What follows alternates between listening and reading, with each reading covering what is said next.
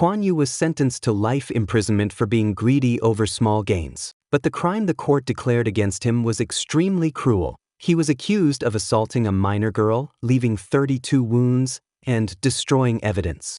Kwon Yu tried to deny all charges, but the prosecutor presented a perfect chain of evidence. His fingerprints were found at the crime scene. A tissue in the trash contained his DNA. Investigators also uncovered that he was once an esports player who was expelled for violent tendencies. Media reports painted him as a violent gamer unable to distinguish between the virtual world and real life. All evidence pointed to Kwon Yu as the murderer. But the night before, he had only picked up a lost phone at an internet cafe. A woman called, claiming to be the owner, and asked him to return it. He was reluctant at first, wanting to continue gaming, but when he heard the reward was 300,000, he agreed immediately. When he arrived at her home, he found the door unlocked and the woman showering inside. Though it felt odd, he didn't think much of it. After all, games mattered more to him than women. He took the reward and left. The next morning, as soon as he woke up, police stormed in, pinned him to the ground, and found a blood-stained weapon in his room. The evidence was overwhelming. He was sent to South Korea's highest security prison. The public demanded he be castrated, but only his mother believed in his innocence. She handed out flyers claiming her son was not guilty, but no one listened. Some even tore the flyers and cursed her son as a perverted murderer. She then turned to a lawyer, but the lawyer told her to let Kwon Yu reform himself in prison. Meanwhile, inside, Kwon Yu was targeted by the prison boss, who saw him as easy prey since he was accused of rape. Refusing to accept false charges, Kwon Yu headbutted the boss, only to be beaten by a whole group. By the time the guard Yujing arrived, Kwon Yu was already badly injured. The prison boss twisted the story. Yujing knocked him down but couldn't protect Kwon Yu from further abuse. From then on, Kwon Yu endured constant humiliation from the boss and even harassment from other inmates. Eventually, he decided to commit suicide. Yujing found him just in time and saved him. When Kwon Yu was most desperate, his mother came with good news. Someone had evidence proving Kwon Yu was not at the crime scene. She arranged to meet the witness the following week. She urged her son to endure until then, promising to clear his name. Her words rekindled his hope. Determined, Kwon Yu began to endure the hardships of prison life. He avoided direct conflict with the boss, protected himself carefully, and trained his body at night. He even developed sharp reflexes by sound.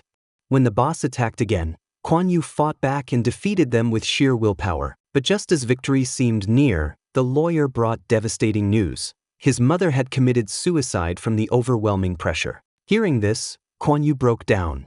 She had told him days earlier she'd found evidence. Why would she suddenly take her own life? He suspected it was no simple suicide. Determined to uncover the truth about both his wrongful imprisonment and his mother's death, he planned to escape.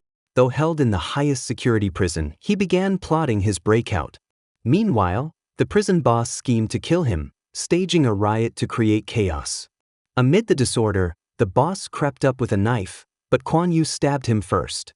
Guards ordered him to drop the weapon, but he stabbed himself instead, avoiding vital organs. Both he and the boss were taken to the hospital.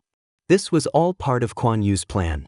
During the ambulance transfer, he knocked out the guards, freed himself with the keys, and escaped. Once outside, the first person he sought was the lawyer, demanding the truth about his mother's death. The lawyer insisted it was suicide and handed him her belongings, urging him to surrender. As Kwon Yu held the items, police sirens blared. The lawyer had secretly reported him. Forced to flee, Kwon Yu went to an internet cafe to research his case. Hidden cameras made him wary, but just as he was about to leave, a video appeared on the screen.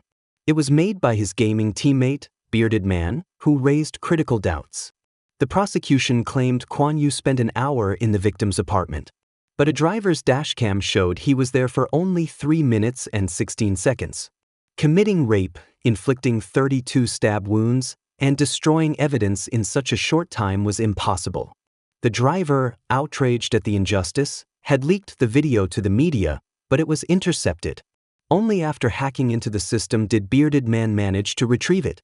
Suddenly, the screen froze. Bearded Man quickly urged Kwon Yu to leave. It turned out the internet cafe manager had noticed and was about to call the police. Kuan Yu rushed over, yanked out the phone line, and escaped. After leaving the cafe, he went to the agreed meeting place with Bearded Man. But the person he met was actually a girl named Yeowol. It turned out she had always used a voice changer while gaming. Yeowol brought Kuan Yu home, cooked him a meal, and he devoured it without hesitation. Soon, other teammates arrived as well, introducing themselves one by one. Unfortunately, 2 members couldn't come due to work. Together, the group began investigating the case. Yeowol pointed out various suspicious details. Following the clues, they uncovered a shocking scheme. The daughter of a Korean chaebol had committed murder but never faced prison. How did they cover it up? Step 1. Hire a team to move the corpse. Step 2. Photograph the crime scene to reproduce it exactly. Step 3. Pack up and remove all the furniture. After deep cleaning, they replaced it with new furniture. Not a trace was left behind, not even bloodstains in the cracks or fingerprints on bottles. Step 4. Transport the body elsewhere, then stage a new crime scene. Before this, the lawyer would use big data to select a scapegoat. The target would be sedated, their hair and fingerprints collected. Then, they would be lured into the fabricated crime scene, where police would conveniently arrive and arrest them. Afterward, the chaebol would generously reward the lawyer behind it all. From the shadows, Kuan Yu witnessed everything. Not long ago, the same method had been used to frame him. His mother, after finding proof of his innocence, had died mysteriously. That was why he had risked everything to escape and chase the truth. But suddenly, the prison boss appeared and captured him. He had been released specifically by the lawyer to deal with Kuan Yu. Meanwhile, Yeowol disguised herself as a hostage and called the police. Just as the boss was about to kill Kuan Yu, officers stormed in. In the chaos, Kuan Yu escaped, and Yeowol drove him away. But without a license, she swerved onto sidewalks and crashed into guardrails. Kuan Yu quickly took the wheel, but as soon as they switched seats, the prison boss caught up. Kuan Yu barely managed to shake him off with a risky maneuver. Why was the boss always able to track them? When Yeowol inspected Kuan Yu's mother's belongings, she found a tracker. Only then did Kuan Yu realize it was the lawyer pulling the strings all along. He had been framed. In grief, he threw away her belongings. Determined to reveal the truth, Kuan Yu and his allies set a trap. They lured the chaebol's daughter to a crime scene. The next day, when police and reporters arrived, the real killer was caught red-handed. But this enraged the lawyer. Screaming over the phone achieved nothing. Kuan Yu stormed into his office and beat him viciously. Then came another blow. When Yeowol called, it was the prison boss's voice on the other end. Their teammates had been captured.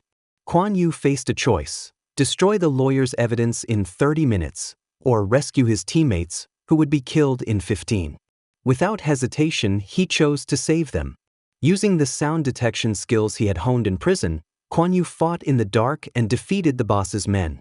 But the lawyer had already framed them as a murderous gang, and now the police were after them. Cornered, they decided on one last gamble.